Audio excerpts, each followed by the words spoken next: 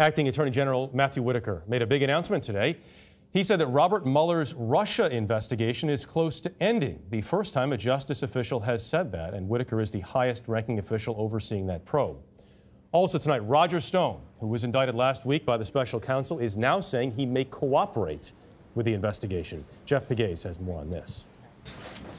Acting Attorney General Matt Whitaker, the man who oversees the Russia investigation, said today that he has been fully briefed on the probe and the end is in sight. The investigation is, I think, close to being completed, and I hope that we can get the report from Director Mueller as soon as possible. The comments came just days after special counsel Robert Mueller charged Roger Stone, the president's friend of 40 years and former campaign advisor, with 7 counts of lying, obstruction, and witness tampering. It's not a bad day. Stone was confident today as he arrived in Washington for his arraignment. The only stripes I look good in are pinstripes. Over the weekend, Stone left the door open to working with investigators. If there's wrongdoing by other people in the campaign that I know about, which I know of none, but if there is, I would certainly testify honestly. But in an interview with CBS News, Stone said that he would not flip on President Trump. I have been very clear about the fact that I cannot and will not implicate the president because I would have to perjure myself in some way to do so. Stone's indictment alleges that he was in contact with several Trump campaign officials about WikiLeaks' release of hacked Democratic emails.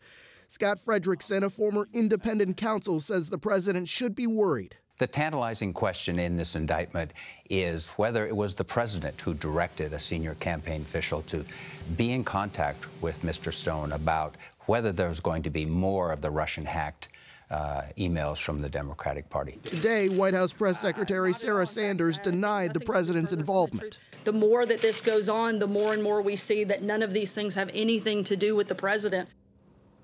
Okay, Jeff, so this is the first time we've heard from the acting attorney general, we mentioned this story off the top, about a timeline on the Russia investigation. What else can we be expecting now if and when the probe is wrapping up here?